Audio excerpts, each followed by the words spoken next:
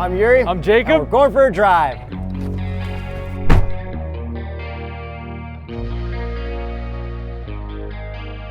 The newly redesigned 2019 Veloster Turbo. Stick shift and automatic. Yes, thank you Hyundai for not getting rid of the manuals. The best part about this new Veloster is the looks. Yes, it is. And the fact that there's an end model coming up. And we did drive it, as you probably know. Yes, pre-production, it was great. I love that car, very excited about it. It is a very good car, but this is also a great car. So let's dig into the looks, but horsepower and torque first. 201 horsepower and 195 pound-feet of torque. I feel like I have those numbers completely memorized because they're in every Hyundai Kia. Okay. However, this one's a little bit different. This one has an overboost feature, which actually ups the torque a little bit. So 202 torque between 2,000 and 4,000 RPM? Exactly. In sport mode only. We'll talk about that later. It looks pretty cool, way better than the old one. It's got the new Hyundai design language with that front grille, and it's still got that weird three-door look. Yes, by the way, if you didn't know, the Veloster has always been a three-door. My favorite part of this whole Veloster, guess? The wheels! Oh yeah. Saw blade wheels. The ugly wheels. Coolest looking wheels ever. They look amazing while rolling and standing still and going slow. I do not like them, but they look great rolling, so I will give Yuri that. I do like the optional other dark wheels, which actually come with Michelin PS4S tires, and it makes a huge difference, and it's only 500 bucks. That's probably the bargain of the century. Okay, back to looks. All right, I'll talk about that later. The new front grille looks really cool, really aggressive, really sharp. Yeah, the grille looks way better, way more aggressive. I like the pattern in the grille. It almost looks a little Genesis-y, and I like the way the headlights kind of come in at the grille. It looks very angry cartoon eyes. The headlights are definitely my favorite. Same ones as on the N. I don't like the separate LEDs at the bottom. I do want agree. A solid line. Yeah, that's the only part that looks cheap. If they just connected those dots, then it would look a lot better. Okay, we got some fake vents, but we also have some real vents. So we have these front little air curtains that we're showing you right now. Looks pretty cool, and it actually has some function. And then we've got some little chrome strips on the front that you found very interesting. Yeah, I'm not sure about that. I don't know why Hyundai would put two little chrome strips on a fake plastic vent, but it's there. Chrome is for style. Yeah, maybe they had extra chrome or something laying around. Next favorite part about the Veloster, the fender flare / body lines. That's always been the signature thing for the Velosters. I like how they cut out like a big indent in it. It's not just massive. a fender flare that comes out, it comes in and then out. So you always get cool lines from the shadows and from the sun. But it doesn't feel as wide body as the old one. It doesn't. They molded it into the body slightly more, and it's less bubbly, so it's not as pronounced, but it looks better now. Do you like the side profile? I do like it, not my favorite, but it's different, so I'll give them credit for that. It's got that slopey roof to make it look more hunchback and fastbacky. Yes, it is slightly less hunchbacky than the old one was, I think. The trunk doesn't open into the rear passengers. That is a big difference, so you can actually sit in the back and not have your head crushed anymore. So shout out to Hyundai for doing that. Yeah, the old Veloster had a warning to like, don't crush your skull. Yeah, that was pretty funny. So they fixed that completely. But what I found is there's not that much headroom in the back for me. Knee room is okay, headroom not so much. So if you're 6'1.5", no. My favorite angle of the whole Veloster is the rear end because of the diffuser and the exhaust. And the spoiler? And the spoiler, and I really like the taillights. What did I say in the Veloster end review? You said that the taillights shouldn't have those little parts lit up in between them, and it should only be the center part, basically like a reverse Lamborghini Aventador. What did they seem to have changed since the pre-production? They did exactly that. Where is my paycheck? Yeah, send us paychecks. No, then we get paid by Hyundai. We don't want to get paid by anyone. anyone. The front has a little red line on the bottom. Yeah, so it's a turbo. Exactly, and that's on every turbo model, so regardless of what color you get, so if we're showing you the red one, you can see it there, and if we're showing you a blue one, you can also see it there. And the second last thing I want to talk about looks-wise, the roof. Yeah, so they added optional black roofs for this generation, and I really like how they look. It looks so good. I would highly recommend optioning that. But you can't get it on the one matte colored car. That's right, the silver matte gray. It looks really good by itself, It though. does look really good. Does it have a silly name? Of course it does. Shooting Star. That's the first thing you think of when you think of Shooting Star, that color? I'll buy it. Yeah. Okay, and now that brings me to my last feature about looks, What's the that? colors. They actually have bright colors for these models. The orange has some pearl in it. A lot of pearl. A lot of pearl. The red is pretty cool. It's like a race red, kind of like the Focus ST one, but people are disagreeing with me. There's a couple different silvers, whites. There's no yellow, which kind of gets under my skin. A lot of people wouldn't buy it though, so Yeah. they have to sell these things. But the orange and the red are going to be hot. Yeah, they are. And the blue. The blue is 'cause really it's good subtle. with the black roof. But I'm not a fan of the blue. I'm a fan of everything with the black roof though. Red with the black roof is my favorite. Now let's move into the interior and start with the visor test. Let's do this. It's a Hyundai, so it'll probably pass. 3, 2, 1. Yes. Oh my. I'm so sorry, JF. I'm so sorry. It'll just... I have fixed it. It passes with flying colors. Flying. Okay, the interior. The interior is good. No real issues. I don't love it. I like it. Some issues. Yes, we do. A lot of hard plastic. A lot. So hard plastic, like really hard up here. Down here is a little bit softer, still hard. This is all hard plastic. This is hard plastic, and that's about it. Everything else is actually pretty good. There is a white version. There is actually a white version. We don't have that here, but it looks super cool, so we're going to show you a photo. So there are leather seats, but we're in the leather and cloth seats right now. Yeah, they're both very comfortable. I would recommend the leather. They're much more comfortable. You get heated seats and heated steering wheel. Yeah, you get those standard. Stick shift and automatic. The stick shift feels very good. I actually did not mind the manual at all. The transmission's very good. What do you think of the paddles on the automatic? I think they improved the shift timing. Could be in my head, but it shifts a little bit quicker than I thought the last one did. But I don't like starting and stopping in this one. It still feels very dual clutchy. It is a 7-speed dual clutch. We've got cool red trim on all our buttons here, and we do have buttons for everything. It's a Kia, Hyundai, Genesis Infotainment, so it works great. Yeah, it's really good. The layout is great. It's very driver focused. I'm kind of cocooned in here. There's a little bit less space in the passenger side, which I don't like, but on the driver's side, it's not bad. It does rewind satellite radio stations. Of course it does. It is a Hyundai. We did notice that this infotainment was slightly laggier than other Hyundai systems, though. Oh, I noticed that severely. It is very laggy in comparison to other Hyundai infotainments, But which it's are very still good. very good and very livable. It is very livable. It's just, it takes a little bit more time to tune your radio stations. Do you want to know what my favorite part of the interior is? Something to do with the color.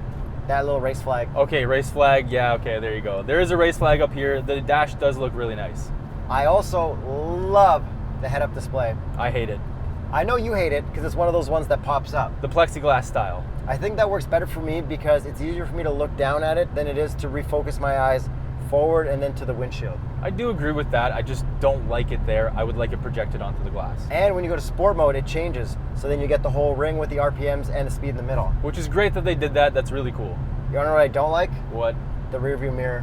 It is the worst, which is so weird to say. Yeah. We've only reviewed 2 rearview mirrors. One that I found creaky in the Genesis, and this is the second one because of the vision. Yeah, you can't see all the way back.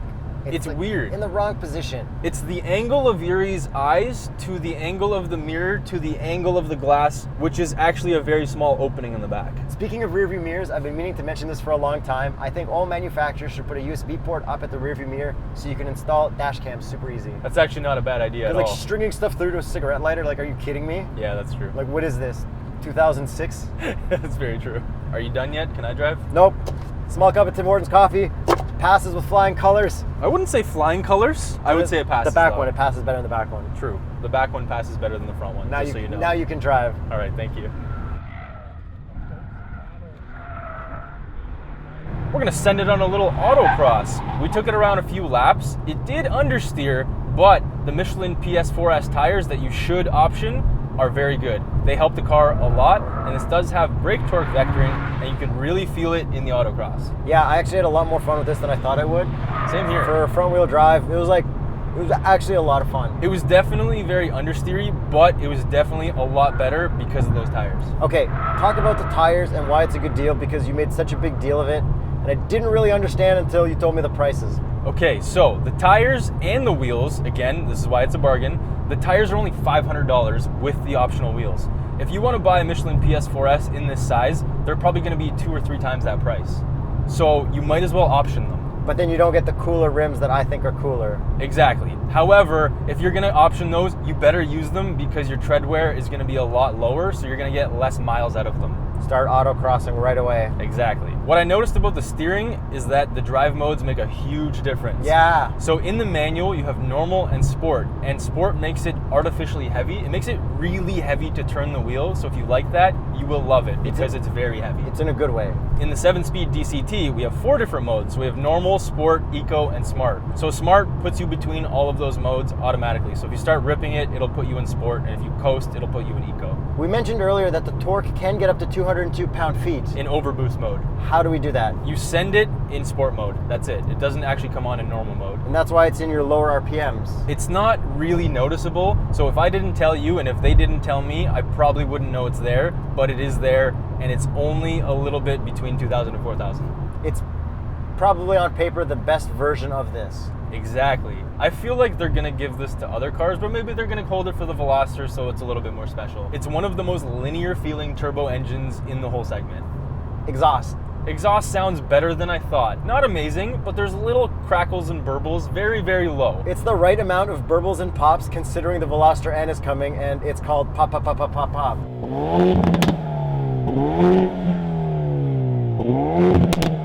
Overall, the suspension is very, very good. I actually think that's probably one of the best parts of this car. The way it handles and over potholes and stuff, it's actually a lot more confidence-inspiring than the last one, like substantially. It handled much better than I thought it would. Through that autocross course, like through town, it would be a lot of fun. Yeah, it would be, but it's definitely on the firm side, so just so you know, this is on the sportier side of the spectrum of vehicles in this class. Driving through town, stick shift, you've got that ring for reverse. Yeah, the ring is a little bit too high up. I wish it was a little bit lower, because when I grab the shifter, it's in the way a little bit. I wish they didn't have it at all. I wish it was like the Honda Fit, where you just put it all the way to the left after first, up, and then you're in reverse. Box test. We forgot to bring boxes. Yes, it was we a did. local trip, and we didn't pack them. We're sorry. What I don't like about actually driving it is the drive height. So my head is very high in terms of the road, so I can't get the seat any lower. I would like a lower seating position. Yeah, you just got a haircut and it's barely brushing the top. Yeah, exactly. So if I didn't get a haircut, I'd be brushing the top. So no race helmets in here, for me at least. 5'8.5", you're fine. However, what you're not fine with is the armrest. Yeah. The armrest, if you're shorter, you cannot rest your elbow and grab the steering wheel, but because I'm my height, which is 6'1.5" again, boom. Yeah. Long road trips, I'm good. It's not ideal for 5'8.5", hands touch the steering wheel. But did you notice that this doesn't get in the way of the shifter in the manual as much as it did in the Genesis G70? It got in the way a tiny bit when I started driving, and then I said, Yuri, don't worry about it, and I forgot that it was in the way. We've got the regular Kia, Hyundai, Genesis gauges, which work great. Yeah, very clear. I do like them, just like in every other Hyundai, Kia, Genesis. But on the upper trim, we've got gloss black around the infotainment, Jakub's favorite. Yeah, so that's a bit annoying, but at least you can rest your finger down here and use it and then not touch the outside of the screen. Sound system's pretty decent in here. There is quite a bit of bass. We've been deciding between which song we should use to test audio systems from here on out. I'm thinking Taylor Swift's Look What You Made Me Do, and he thinks Childish Gambino's This Is America. I think it sounds really good because The it's end clear part. bass. Yeah. The end part. So leave a comment below. Whichever one you guys pick, that's what we're going to use for our tests. There you go. Look what you made me do. Overall, I think they improved so much on this compared to the last one. Oh, yeah. Substantially. Oh yeah, our first press car was a Veloster Turbo. Yes, it was. And our first pre-production test car was also a Veloster N. Okay, speaking of Veloster N, everybody get excited because as fun as this is, that thing is next level. It is. It's going to be more expensive than this, but the price of this, not too bad. What's the price? $25,899 for the base turbo. What about the Tech Turbo? Because that seems like the one a lot of people are going to like. $30,399. Plus, I really think you should option the $500 optional wheels and tires. Even though you don't get the cooler rims, he's probably got a good point. You definitely should, if you're going to use them. If you're not, then don't get them. You're just wasting your money and you're going to get less tread wear. Do you think it's worth it for that price? I think it is because it drives better than the Elantra GT Sport, but this probably has less cargo space and it looks a little bit weirder. I think I would personally take the Elantra GT over this, but I know you think this looks cooler, and I think it looks cooler. I don't think it looks better. I think this looks amazing. Seeing these run around town in cool colors like the red and the orange and the matte, it stands out. Amazing. This looks so much better than so many cars. It definitely does, and I give them full credit for making a cool, quirky car, but I would take the practical one with the Elantra GT. This or an SI non-hatchback? That's kind of a weird comparison, but I think I would take the Elantra GT still. Okay, still? Yeah. All right. I really like that car, but I want these wheels and tires on that car. Let us know what you think of the new Veloster Turbo. Do you like the way it looks? Do you like the colors? What's cool? What's not cool? Why does it have 3 doors? Don't forget to subscribe, hit the notification bell, patreon.com, and the new little sponsor button beside the subscribe button. Just patreon.com, not patreon.com/TheStraightPipes? Well, we'll find it eventually. All right, cool. See you later, guys. Bye-bye. I'm Yuri. I'm Jacob. And we're going for a drive.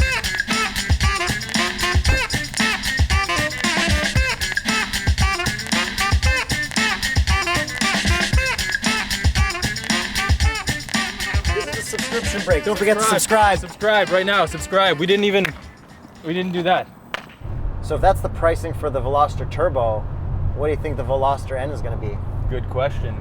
I'm guessing $34,000 to $36,000 Canadian. Leave your guesses below in the comments. We'll check back when the price is announced. And if you win, great job. We're not giving you anything, but great job.